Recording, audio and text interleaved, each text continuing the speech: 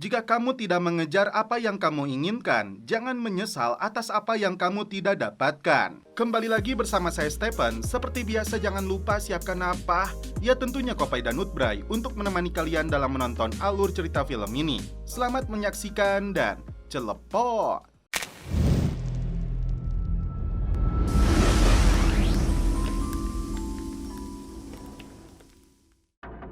Untuk memuaskan kalian semua, saya menghadirkan 3 film action yang seru abis. Dari mulai pasukan khusus, mantan militer, hingga film perang.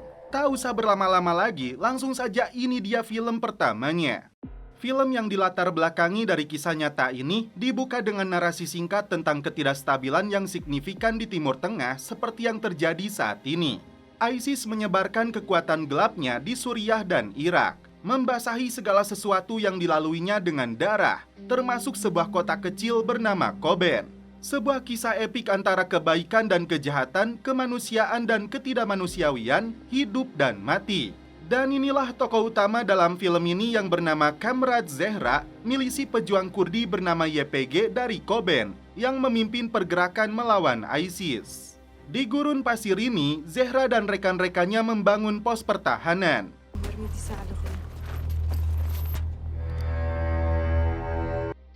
Tak berselang lama, datang anak buahnya menggunakan motor. Dia bernama Rensberg.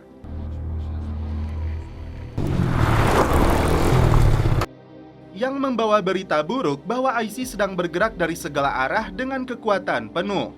Karena perang ini akan sangat berbahaya, Rensberg ditugaskan Zehra untuk membawa bocah itu ke tempat aman. Sebelum musuh tiba, Zehra membangkitkan semangat para pejuang untuk siap berperang hingga titik darah penghabisan. Jangan pernah lupa dengan apa yang pernah mereka lakukan di Senghal.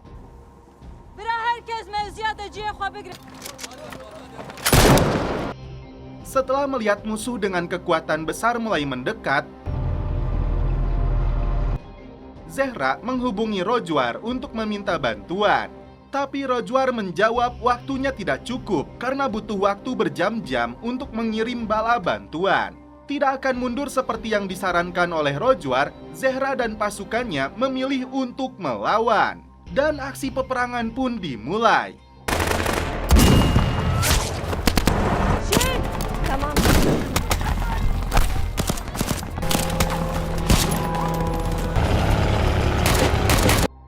Salah satu pejuang mengorbankan dirinya untuk meledakkan tank musuh.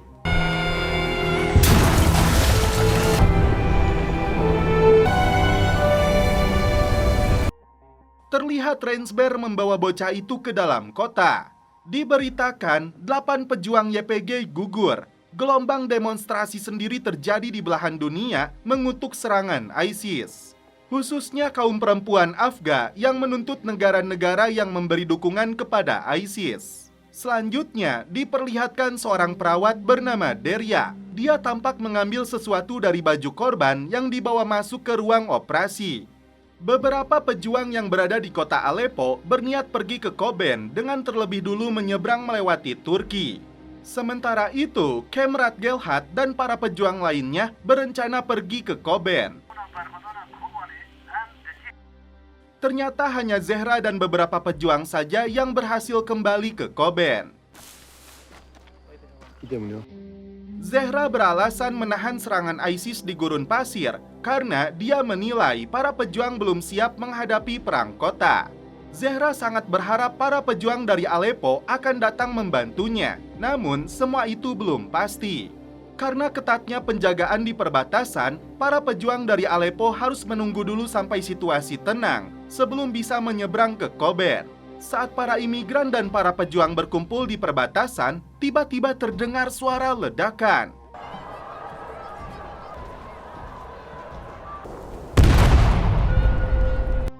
Mereka melawan petugas perbatasan agar bisa pergi ke Koben.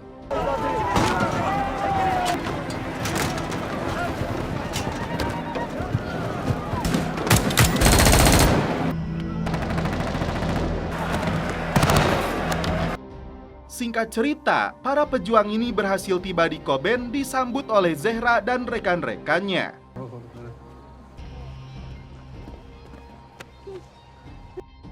Deria berbicara dengan pasien bernama Kafres setelah sebelumnya dia mengambil pin keanggotaan pejuang YPG dari bajunya agar dia lebih aman.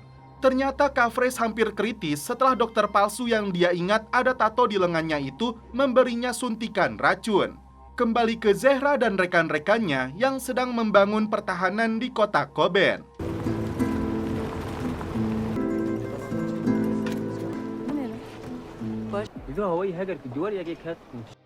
Karena militan ISIS mulai bergerak mendekat ke kota ini, warga sipil di sana berbondong-bondong mengungsi meninggalkan perbatasan.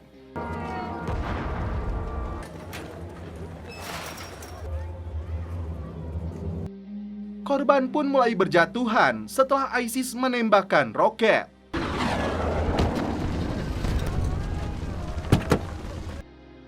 Serangan demi serangan dilancarkan hingga larut malam.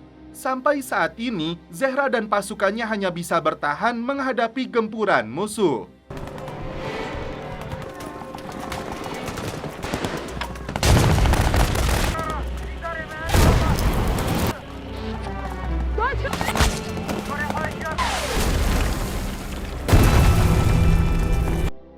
Di tempat persembunyian, Gelhat memberikan teh panas untuk rekan-rekannya termasuk Zehar. Ternyata sejak kecil, Zehar punya bakat untuk memimpin para pejuang. Gelhat bertanya tentang perempuan bernama Asmin yang dinilai sangat berani. Saudara Asmin yang bernama Sidar yang saat ini masih berada di Aleppo menitipkan surat untuknya. Meski jarak pasukan ISIS makin mendekat ke kota, mereka menilai justru itu bagus. Karena itu artinya senjata berat yang mereka kerahkan tidak akan lagi efektif. Di pagi harinya, para pejuang kembali bangun untuk melanjutkan perjuangan. Ternyata hari ini tepat di Hari Raya Idul Fitri. Di saat umat muslim seluruh dunia merayakan lebaran dengan memegang mangkok untuk diisi ketupat dan opor, berbeda dengan para pejuang Kurdi ini yang harus mengangkat senjata demi melawan penjajah ISIS.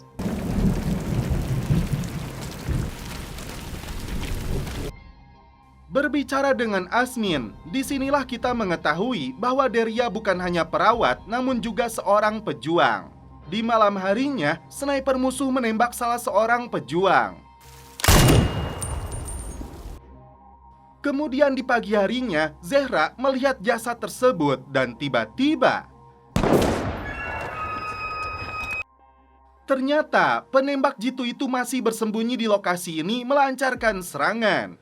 Mausa menggunakan teropong untuk mencari lokasi persembunyiannya. Tak berselang lama, sniper itu berhasil dia habisi.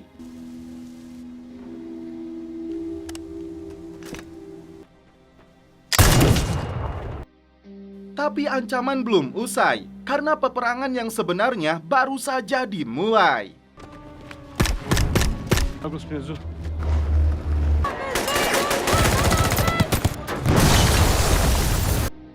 Asmin menugaskan Deria untuk standby di pos ini. Meski tidak mengenai musuh, setidaknya itu akan menghambat pergerakan mereka. Sementara Asmin sendiri akan bergerak maju membantu warga sipil yang terjebak di pos terdepan. Sesuai perkataan Zehra, perempuan yang satu ini dikaruniai bakat dan keberanian di atas rata-rata. Mausa diminta Zehra untuk mencari Asmin. Setelah menemukan warga sipil yang sedang berlindung, Asmin mengendap-endap untuk menghabisi musuh di lokasi ini. Tapi kini dia dan warga sipil terjebak di rumah tersebut.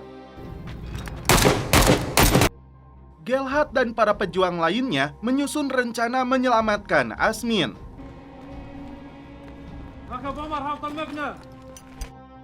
Satu persatu musuh yang mencoba mendekat dihabisinya. Karena Asmin kehabisan amunisi, dia mencoba raih senjata musuh. Namun ternyata tanpa dia sadari, tubuhnya sudah tertembak. Zehra coba menghubungi Asmin lewat panggilan radio, tapi tidak ada jawaban. Zehra tidak kuasa menahan kesedihannya saat menemukan Asmin sudah tidak bernyawa.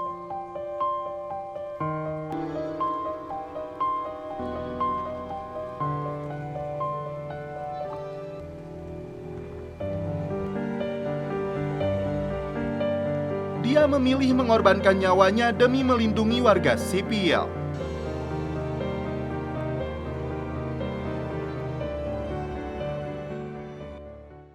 Datang ke klinik, Derya melihat beberapa pejuang yang sedang mendapatkan penanganan medis dari tim dokter.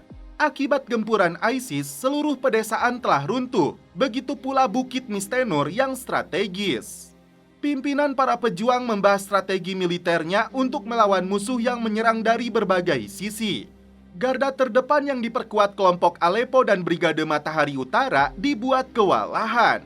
Diusulkan untuk membentuk pertahanan lini kedua dan ketiga atau menerapkan taktik gerilya, berbalik menyerang musuh dari belakang. Sesuai hasil rapat, malam hari Masiro akan memimpin beberapa rekannya untuk menyergap musuh dari belakang. Strategi yang sangat berani tapi juga sangat beresiko tinggi. Tak lupa, Zehra memberikan 2 granat tangan kepada Jindar.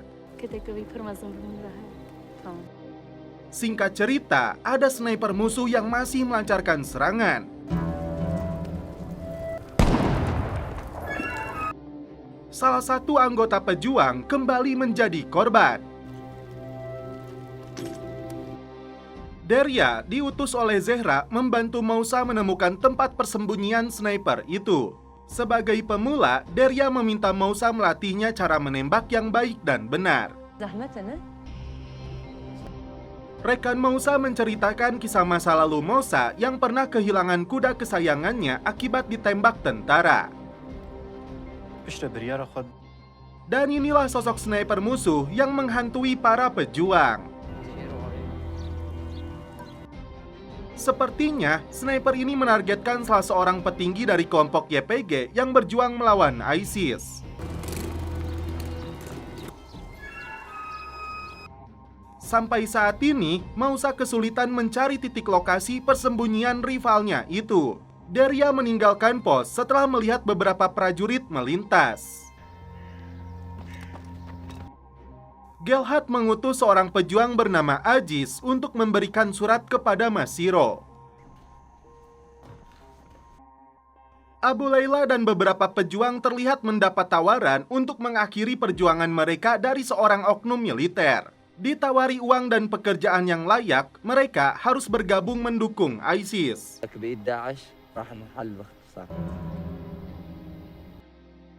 Zehra ditemani Gelhat melihat hampir seluruh pejuang yang mulai kelelahan dikarenakan wilayah yang semakin mengecil, ditambah lagi mereka terlalu lama berperang.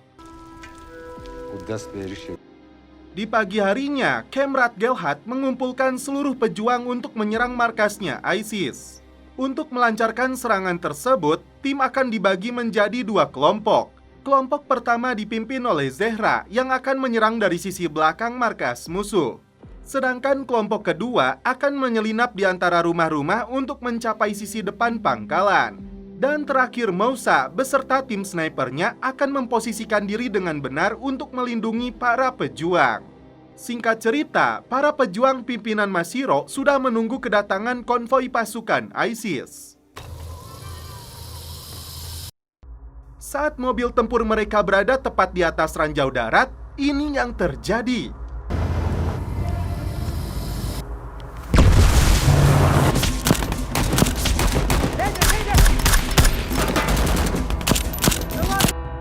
Musuh berhasil dibantai habis. Salah satu anggota ISIS berniat kabur, tapi Jindar berhasil membidiknya.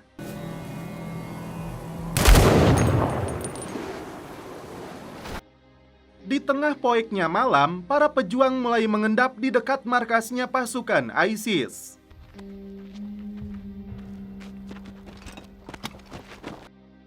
Zehra lebih dulu mematikan aliran listrik. Setelah itu, serangan pun dimulai.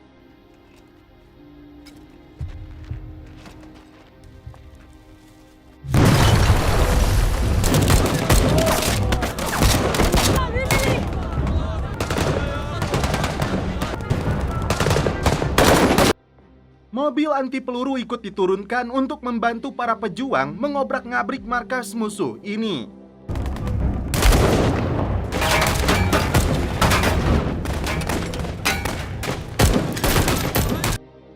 Kini para pejuang kembali berhadapan dengan si sniper yang melepaskan tembakan. Ternyata pelurunya mengenai Mehmud, sahabatnya Mousa. Sementara itu, petinggi ISIS marah besar karena kecolongan oleh para pejuang Koben yang menyerang markasnya. Dia menugaskan anak buahnya untuk meminta bantuan dari Manbij dan Rako. Deria nampak bersedih atas kematian Mehmud, saudara seperjuangan yang sangat dekat dengannya. Mencuci baju para pejuang yang penuh dengan darah sepertinya sudah biasa bagi emak-emak ini. Terlihat Masiro dan anak buahnya merampas senjata milik musuh.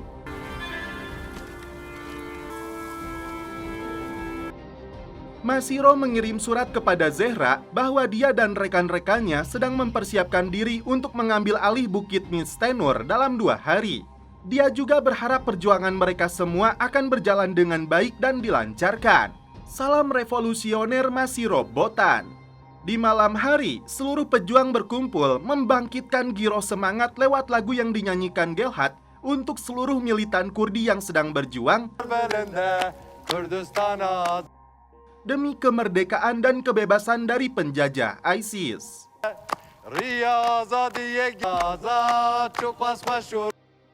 Kembali ke oknum para pejuang yang bernama Abu Layla yang mendapat suplai senjata dari oknum militer Turki. Jika ingin saudaranya aman, mereka ditugaskan mengarahkan senjatanya ke para pejuang YPG. Oknum militer ini juga menyebut bahwa ISIS mengetahui tentang kerjasama mereka ini.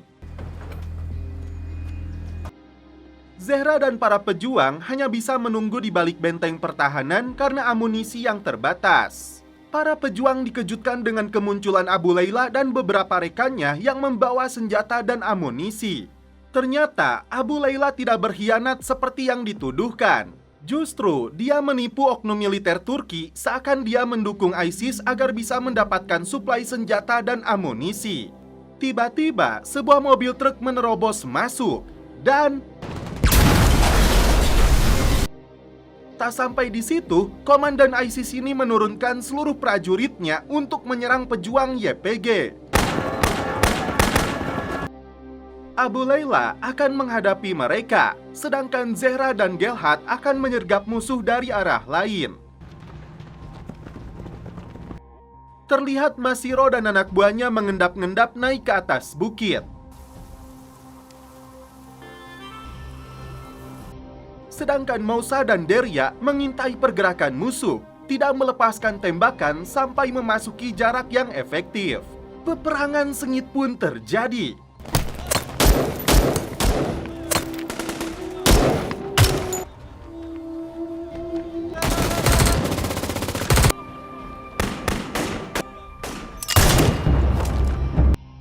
Abu Layla dan anak buahnya membantu para pejuang yang berada di pos perbatasan.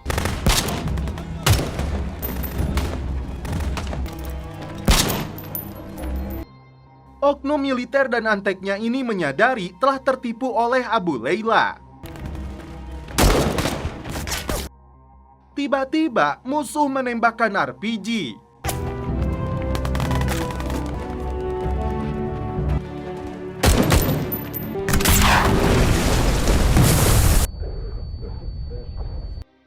Pertempuran masih berlangsung sengit.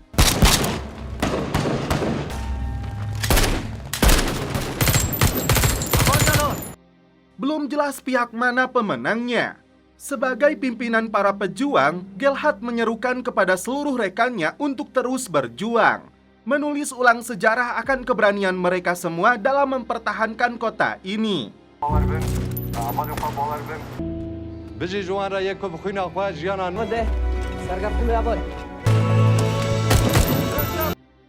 Sniper musuh kembali merenggut nyawa para pejuang. Masiro dan rekan-rekannya akhirnya mulai melancarkan serangan di saat sebagian besar pasukan ISIS menyerang Kober. Bukit ini berhasil dikuasai para pejuang. Tiba-tiba Rensberg tumbang karena timah panasnya si sniper.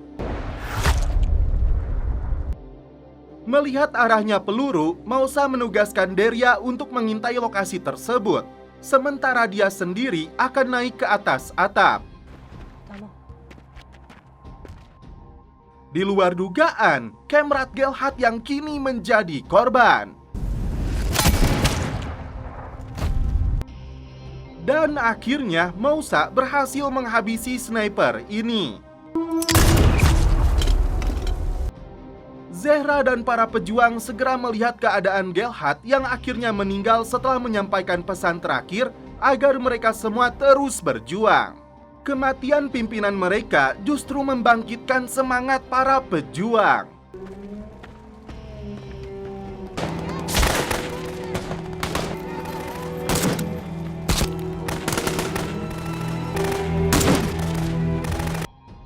Musuh mereka bantai habis. Meski terkena ledakan, Deria kembali bangkit dengan bantuan Zehra.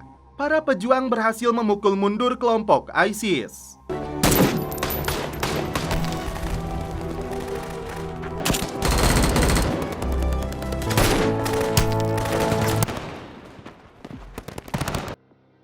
Terakhir, Zehra memburu pimpinan mereka hingga mampus.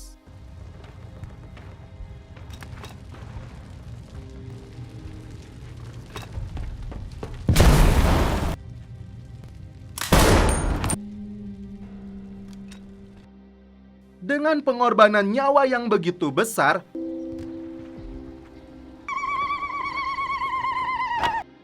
Koben berhasil dipertahankan dari jajahan ISIS.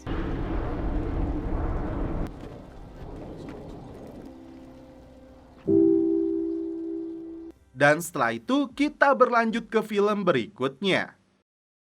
Film dibuka dengan ditampilkannya aksi penyerangan yang dilakukan kelompok pemberontak ke sebuah bis bantuan medis yang dikawal oleh pasukan khusus PBB.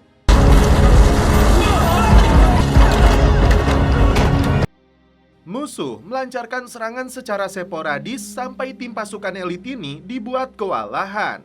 Prajurit yang bernama Xian segera menghubungi Komandan Choi untuk meminta bantuan. Titik koordinatnya dia kirimkan ke markas pusat.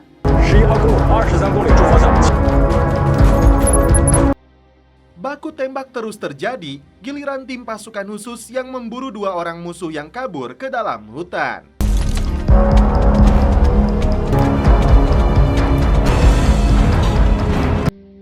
Di luar dugaan, komplotan pemberontak itu menculik 2 orang yang berada di dalam bis. Beberapa pasien yang berada di dalam bis pun ikut menjadi korban.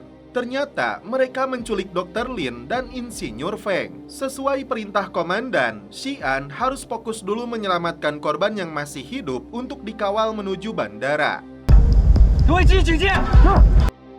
Setelah dilakukan penelusuran, Insinyur Feng tercatat sebagai kepala teknisi grup Zheng Deki yang membangun sebuah jembatan.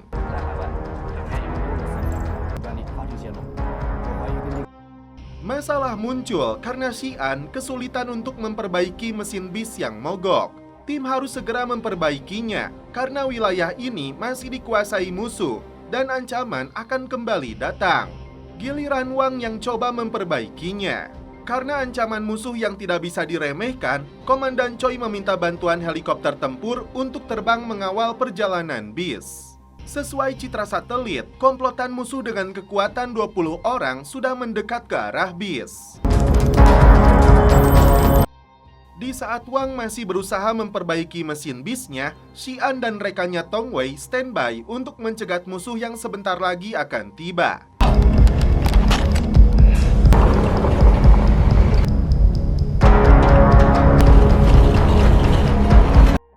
Ternyata Wang menemukan kabel yang putus yang menjadi penyebab mesin bis ini sulit dihidupkan. Setelah musuh mendekat, ini yang terjadi.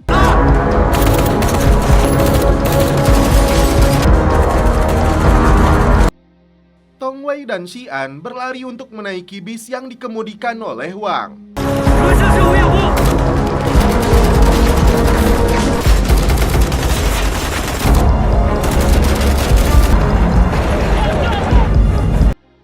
Mereka dikejar oleh musuh hingga helikopter tempur pun tiba untuk membantai komplotan teror Ridao.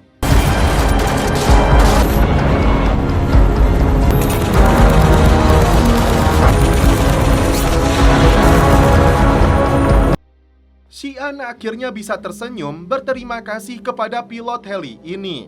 Sementara itu, komandan pasukan khusus terlihat masih tegang karena salah satu bis yang membawa petugas masih belum terlihat. Dan inilah penjahat kelas kakap yang menculik Insinyur Feng. Insinyur Feng yang mereka culik faktanya punya peran penting untuk rencana jahat yang sedang mereka persiapkan. Ternyata mereka berencana untuk meledakkan bendungan dengan menempatkan 12 bahan peledak di berbagai titik.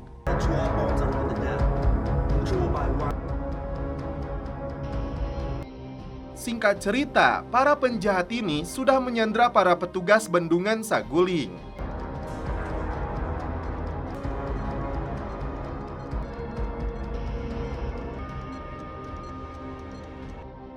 Tim pasukan khusus gabungan mendapat tugas penting untuk membebaskan Sandra, serta menjinakkan bahan peledaknya mencegah kelompok ekstremis itu meledakkan bendungan.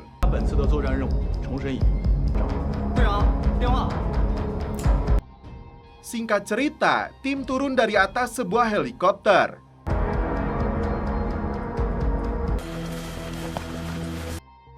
Memasang batang pohon di tengah jalan. Ketika beberapa anggota kelompok ekstremis itu melintas, tim langsung menyergapnya.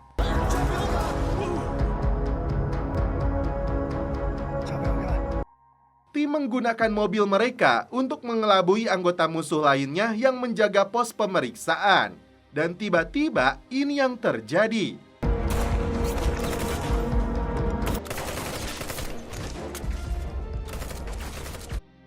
Komplotan teroridau itu berhasil dilumpuhkan. Setelah bandara berhasil dikuasai kembali, tim pasukan khusus yang berada di dalam pesawat kini bisa mendarat dengan aman.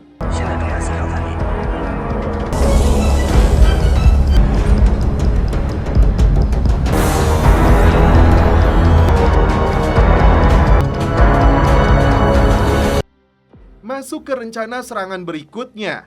Kini, tim sudah berada tepat di depan bendungan.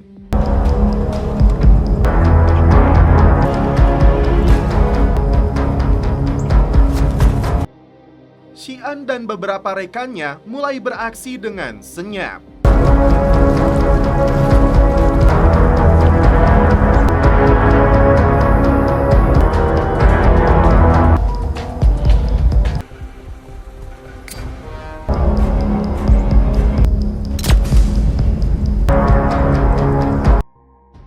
Menerbangkan robot tawon yang canggih layaknya sebuah drone untuk membaca situasi di dalam bendungan yang sudah dipasangi banyak sekali bahan peledak di berbagai sudut.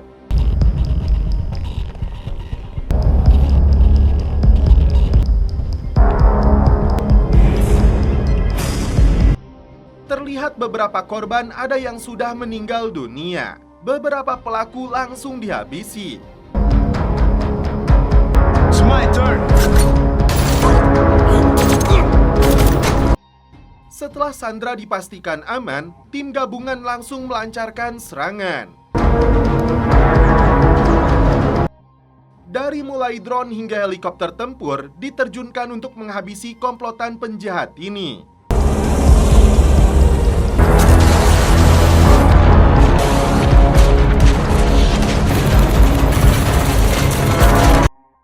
Dalang dari serangan ini pun tidak berhasil meledakkan bendungan karena bahan peledaknya sudah dijinakkan tim lebih dulu.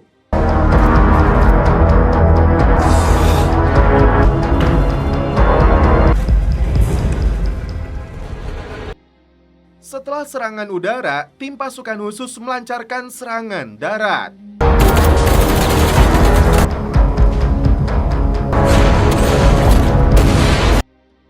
Sebagian tim fokus menyelamatkan korban.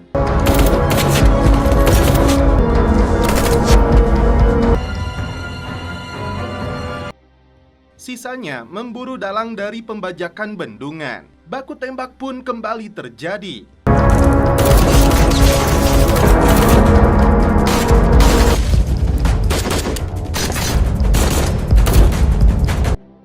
Xi'an dan timnya menyasar setiap ruangan sampai menemukan Insinyur Feng dengan bahan peledak di sekujur tubuhnya.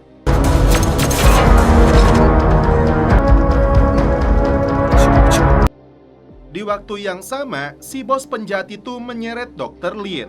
Karena rangkaiannya begitu rumit dan sangat berbahaya, Xian menyuruh anak buahnya menjauh dari lokasi ini.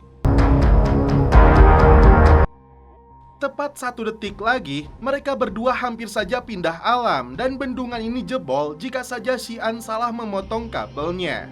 我都死了，兄弟，你要是把我这王八蛋把钱全抢走了，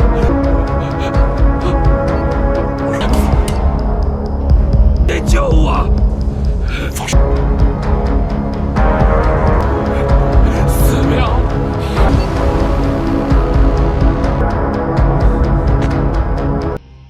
Beberapa pelaku kejahatan kembali dihabisi oleh komandan pasukan khusus ini.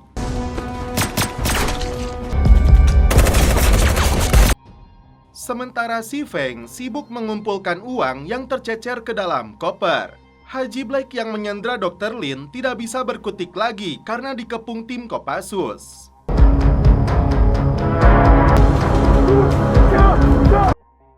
Sementara itu anteknya yang bernama Fahal telah kabur. Setelah Dr. Lin panjang lebar menjelaskan telah menyelamatkan nyawa anak dari Haji Black melalui proses operasi yang sangat rumit, akhirnya dia menyerahkan diri.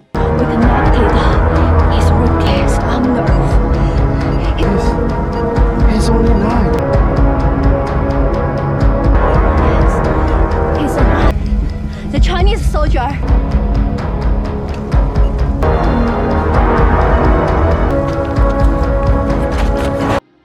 Meminta tim pasukan khusus Tiongkok memburu si Fahal yang kabur menggunakan perahu. Salah satu anggota pasukan khusus mengejar si Fahal. Komandan tim mendapat laporan dari markas yang melihat 30 pemberontak bergerak cepat menuju bandara. Duel maut terjadi antara si Fahal dan prajurit Tiongkok.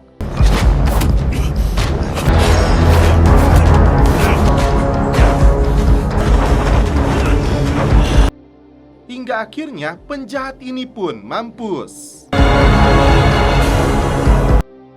Sebuah helikopter datang menjemputnya. Tim pasukan khusus kembali terlibat kontak senjata dengan kelompok pemberontak yang menggunakan senjata mesin.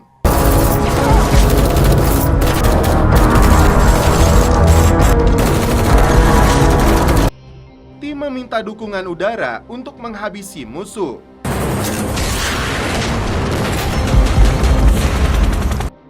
Di atas helikopter, komandan tim yang sadarkan diri meminta seluruh anggotanya menyebutkan nama mereka. Dia merasa lega tidak ada satupun anak buahnya yang tewas dalam operasi ini.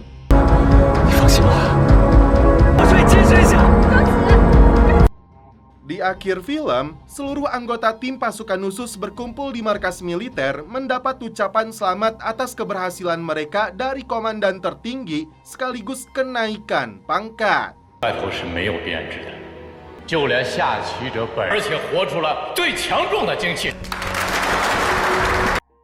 Dan setelah itu kita lanjut ke film berikutnya. Film dibuka dengan narasi singkat tentang Terra Group International Corporation menggunakan fasilitas produksinya di zona ekonomi bebas baru di wilayah Norvinsk.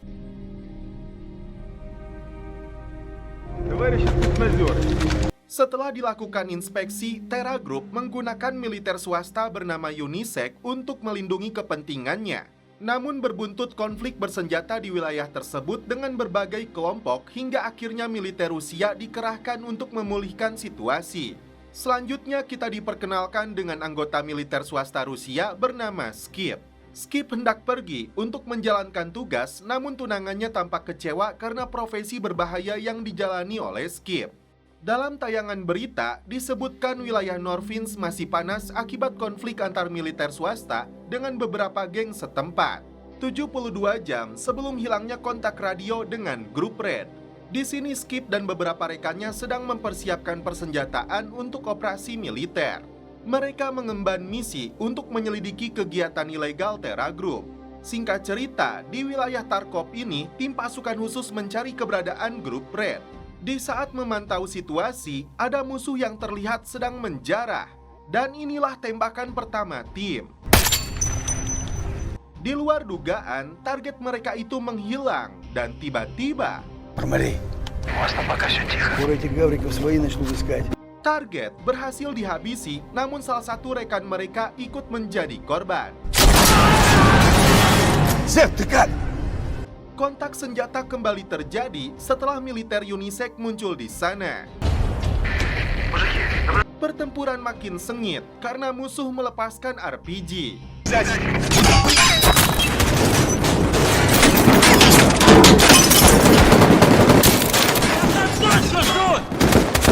Skip dan anggotanya terpaksa mundur dari lokasi peperangan.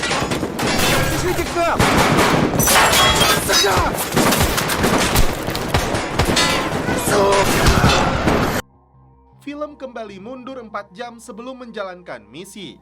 Komandan mengingatkan tim bahwa di Tarkov tidak ada warga sipil, kecuali kelompok geng dan militer UNISEC yang dipekerjakan Terra Group untuk melindungi kejahatan ilegalnya. Mereka bersembunyi di balik kegiatan sosial, memberi sembako dan jatah makan gratis untuk warga miskin. Skip dan 2 rekannya masuk ke dalam gedung. И что, мы просто пройдем мимо? Отставить разговор. Disinilah kontak senjata kembali terjadi.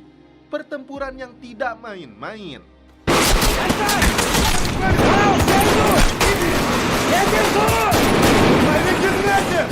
Ternyata Skip sempat ditinggalkan oleh komandan dan rekan-rekannya. Форс, мы идем к вам, идем к вам.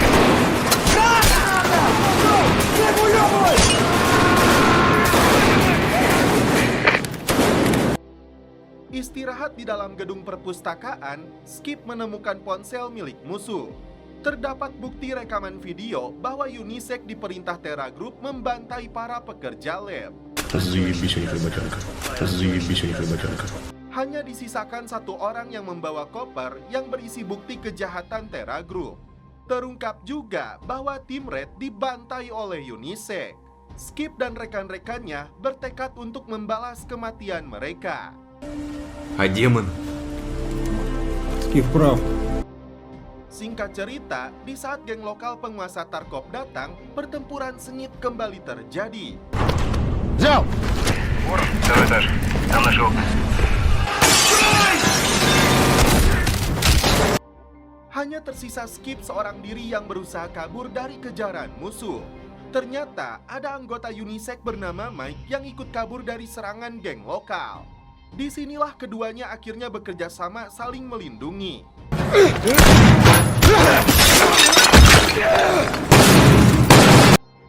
Di malam harinya, keduanya bersembunyi di dalam gedung.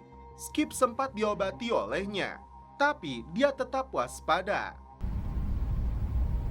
Skip sempat melihat kiriman video yang dikirim tunangannya melalui mendiang komandannya yang baru sempat dia buka. Ternyata dia sedang hamil, berharap Skip segera pulang. Inilah alasan komandannya meninggalkan Skip di pangkalan. Bangun dari tidur, Skip melihat Mike masih pulas. Saat menggeledah tasnya, Skip menemukan koper yang terkait dengan Terra Group. Keesokan harinya, Skip tiba di pelabuhan, berharap mendapat bantuan agar bisa pulang. Namun ternyata malah dihujani peluru. Skip memutuskan pergi ke pos perdagangan laut Ogrizok untuk membantu mendapatkan tiket pulang dengan imbalan koper itu. Tapi mereka sama sekali tidak tertarik. Я думал, ты серьезный коммерсант. Setelah Skip pergi, ternyata mereka menghubungi Terra Group tentang koper itu. Увидимся, пацаны. Давай. Tiba-tiba, Mike kembali menemukan Skip untuk merebut kembali kopernya. Tapi Skip menolak, akan menyerahkan bukti kejahatan Terra Group itu ke media. Tiba-tiba ada serangan. Dari tangan mereka, Skip merampas kartu akses Terra Group. В обмен на ваш утерянный багаж. Setelah berhasil masuk pelabuhan, tiba-tiba Ternyata ada kelompok bersenjata yang ditugaskan merampas kopernya. Pertempuran sengit pun tidak terelakkan lagi. Reminds me of a firing squad.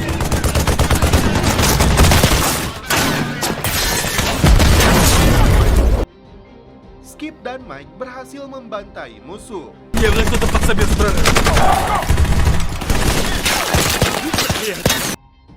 Mereka pun akhirnya bisa kembali pulang. Koper itu diberikan kepada aparat berwenang. This is Black Fox. Jackpot. Dan akhirnya PBB turun tangan ke wilayah Tarkov. На этот счет серьезную озабоченность замерением Кремля. Dan setelah itu film pun berakhir. Oke guys, terima kasih yang sudah menonton sampai film terakhir ini. Salam percelepotan duniawi, keep enjoy.